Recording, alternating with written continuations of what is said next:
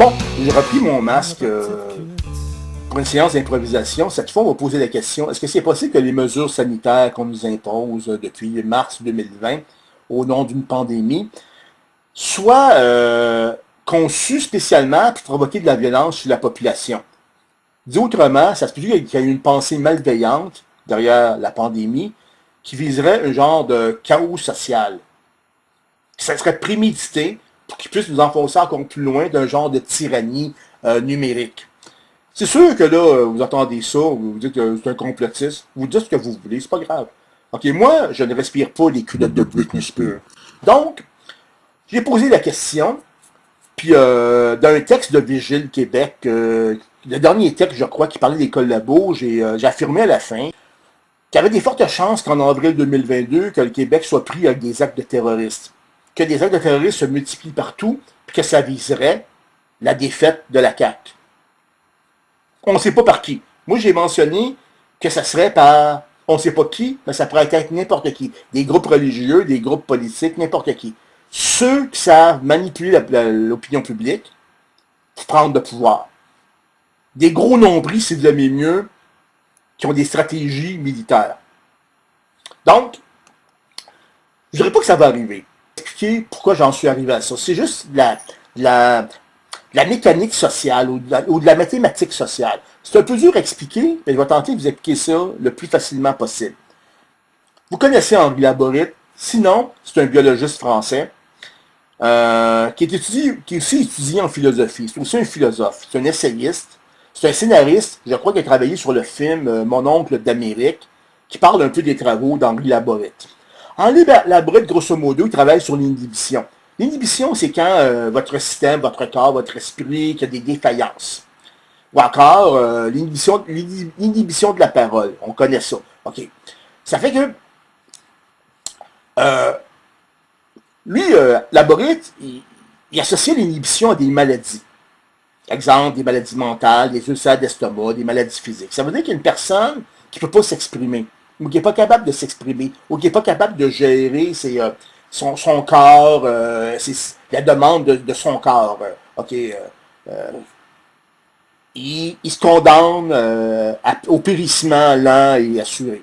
Donc, lui, il affirmait que devant ces problèmes, il y avait des réactions très louables qui sont à bénir, si vous aimez mieux, mais pas toujours positives.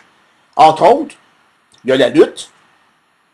La lutte, quand on lutte, exemple, au travail, ou en une école, contre l'intimidation, contre des harceleurs, contre des imbéciles, contre même des patrons qui ne savent pas gérer, on se met dans une situation où on risque de régler le problème, ou encore, dans certains cas, on risque de régler le problème et d'en avoir d'autres après. Ou simplement de ne pas régler le problème pour avoir des problèmes après. La lutte, c'est pas conseillé. Mais ça fait partie de notre comportement quand même. Okay, pour régler des problèmes à notre façon. Moi, avant, j'étais pour la lutte. Puis j'ai fini par comprendre la pensée d'Henri Laborit, parce qu'Henri Laborit, lui, il préconise la fuite. De là, son livre qu'il avait écrit, un essai, L'éloge de la fuite. C'est que lui, il dit que, exemple, de mieux de travail, c'est mieux de te sauver, de partir, de changer de département, pour laisser les problèmes derrière toi. Et ainsi, ça te permet de modifier ton comportement, de permettre de ne pas retenir des problèmes en soi que tu vis au quotidien. Puis souvent, d'entraîner les gens dans ta chute, comme exemple ta famille. Lorsque tu arrives à souper, tu parles de ce qui se passe dans ton travail, les gens se tannent, puis que toi, tu dois en parler, mais les gens ne veulent plus t'écouter. Ça fait que c'est tous des comportements normaux. Donc, on préconise la fuite pour éviter d'avoir des troubles de santé. OK, qu'est-ce qui se passe avec la COVID? Avec la COVID, il faut comprendre une chose, les mesures sanitaires, je ne sais pas qui les a méditées, ça se passe à l'international. Ça en fin de compte les mêmes mesures qu'on retrouve dans tous les pays occidentaux, avec quelques variantes. OK, mettons sur le couvre-feu, peu importe. Donc, ça visait quoi? Ça visait le refus de fuir et le refus de lutter. Ce qui, théoriquement, Ils doivent le savoir, tout le monde sont au pouvoir et ils veulent gérer la planète. Provoque des troubles de santé, des troubles mentaux, des dépressions, des suicides, toutes sortes de problèmes. Tu n'as pas le droit de fuir parce qu'on t'a mis dans une cage avec ta bulle familiale, que des fois que tu ne voulais pas. Des fois, tu es en instance de divorce. Il y a des gens qui se sont suicidés. Il y a des gens, il y a eu des fémicides. Il y a toutes sortes de problèmes. Puis il y a des gens, oui, c'est correct. Sauf que tu ne peux plus voir tes amis. Là. Jamais tu continues à travailler, puis tu as des problèmes avec certains employés ou certains employeurs. Là, tu vas aller voir des anciens retraités ou des employés qui ont connu les mêmes problèmes que toi pour en discuter, dire, hey, il se passe quelque chose, qu'est-ce que je fais avec ça? Tu sais, remplacer un psychologue par des copains, ben, tu n'as pas le droit. OK? Tu n'as plus le droit de rien. Là. Ça veut dire qu'à un moment, tu n'as pas le droit de voyager, tu n'as plus le droit de t'évader. À part Zoom, Netflix, les chips, la TV, puis le gros câble, puis l'Internet. Tout ce qui appartient à des magnats américains, californiens qui veulent avoir des données. Ça, c'est une autre histoire. Okay. L'important, c'est de respirer les culottes de Britney Spears. OK, ça fait qu'à un moment, pour la lutte, les gens ont rapidement compris, parce que les gens les plus équilibrés, à mon avis, là, c'est des gens qui ont lutté. Exemple, c'est quoi la lutte? Parce que tu luttes contre quoi? Ben, tu luttes contre les mesures sanitaires, puis tu vas trouver des défaillances dans les mesures sanitaires pour sortir de ta cage. Parce que c'est ton intention, c'est de lutter pour sortir de ta cage, pour fuir. On leur a dit, non, toi, là, qui fais des vidéos pour exprimer des idées contraires à l'establishment mondial, tu es un covidio, un complotiste, ou encore, quand je parle de toi à des personnes racisées, tu es un suprémaciste blanc, ou encore, les gens vont utiliser le mot extrémiste de droite. Tout ce qui ne parle pas sur le bon ton, exemple, si quelqu'un a une teinte de voix trop basse, comme certaines personnes des pays de l'Est, à cause qu'ils n'ont pas mangé de pesticides comme nous autres, puis de plastique, ben les gens, on les entend juste parler, puis on dit que c'est des extrémistes de droite, mais on ne sait même pas ce qu'ils pensent. C'est le jugement total qui fait qu'il y a des personnes qui ont été qu'on a censurées, qu'on a interdit de faire des vidéos, qu'on aimerait voir, qu'on n'aimerait pas qu'ils soient dans la place publique, qu'on a même espéré que ces gens-là ne puissent plus travailler. Ça, c'est des journalistes qui sentent les culottes de Britney Spears. OK. Dans leur tête, là, il y a des mouches. Puis ce qu'ils ont fait depuis un an et demi, c'est de frapper sur des personnes pour les ridiculiser. Puis là, maintenant, ben là, on utilise le mot les anti-max, les anti-vax plutôt. Encore là, pour trouver un langage codé pour amener les gens à les craindre. C'est socialement inacceptable, plus particulièrement lorsqu'on croit que les mesures sanitaires, c'est quelque chose de volontaire dans le but d'amener des problèmes de santé chez les gens. Si ça ne l'est pas, ça veut dire que la gestion qui nous dirige est une bande d'incompétents. Là, je ne parle pas du gouvernement, là. En haut. OMS, je ne sais pas qui. OK. Donc, comprenons une chose. Actuellement, ça ne va pas bien. Puis là, on a décidé de régler ça par un passeport sanitaire. Ça veut dire quoi le passeport sanitaire? Pour ceux qui ont été vaccinés, ça veut dire que les barreaux de ta cage sont plus larges qu'avant. Mais, t'as encore une cage. Tu vas devoir traîner ton code QR quand tu sors, malgré tout ce que tu as fait. L'autre, c'est les non-vaccinés. Eux retournent dans leur cage avec des conditions moindres que celles imposées à partir de mars 2020. Donc, tu as encore moins de droits que tu en avais. Tu es rejeté, tu es étiqueté, tu sais. Puis tu sais, faire la comparaison que l'étoile jaune des Juifs, il y a du monde qui ne le prennent pas, les culottes de Britney Spears. Ça fait qu'à un moment, ben moi, je le fais, puis je continue, puis je vais continuer à le faire. Ça ressemble à la même affaire. C'est la même affaire, c'est que tu es repéré de loin. Puis au bout de la ligne, un jour, tu vas te faire frapper, arrêter, parce que tu as choisi de ne pas être vacciné. On ne peut pas pour savoir pourquoi tu n'es pas vacciné. L'information que tu as, on n'en veut pas.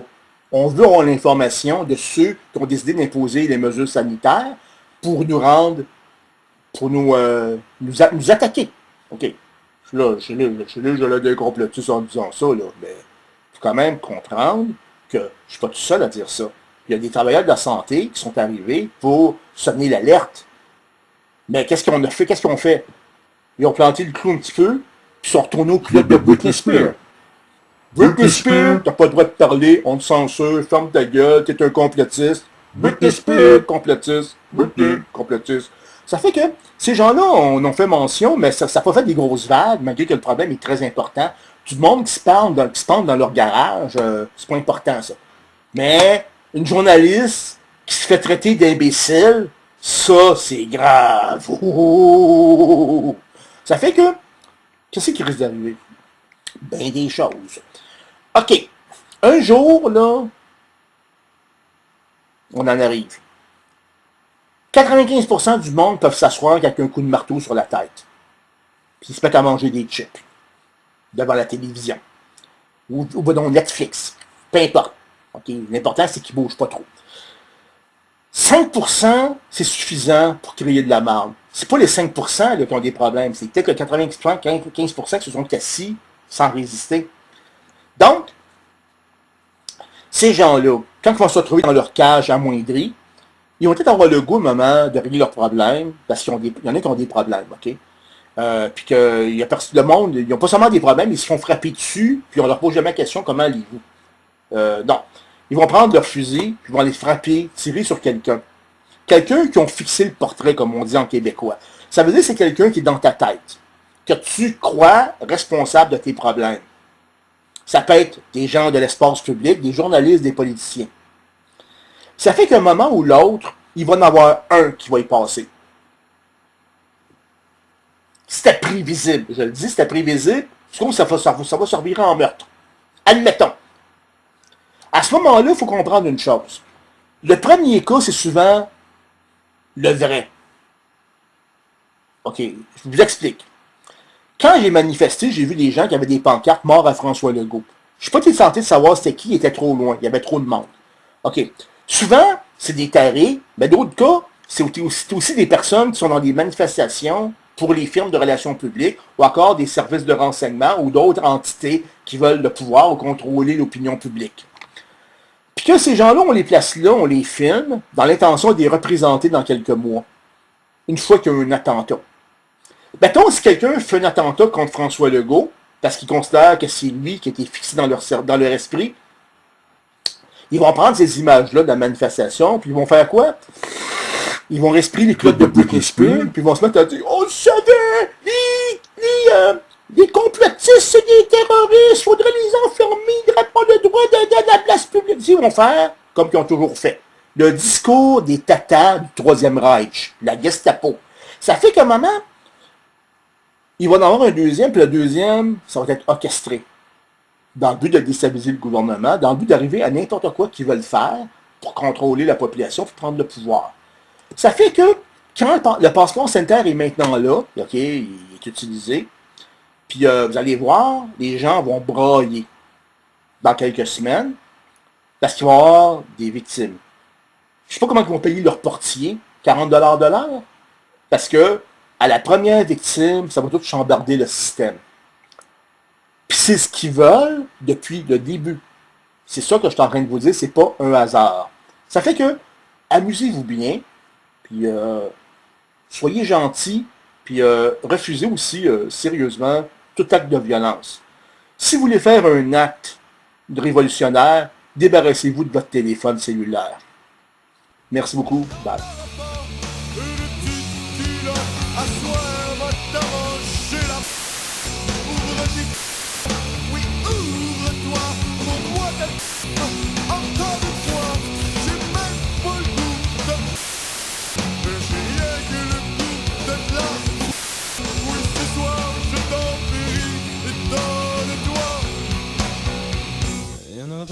Je sais peut-être que ce bois est sûrement un peu froid pour toi. Mais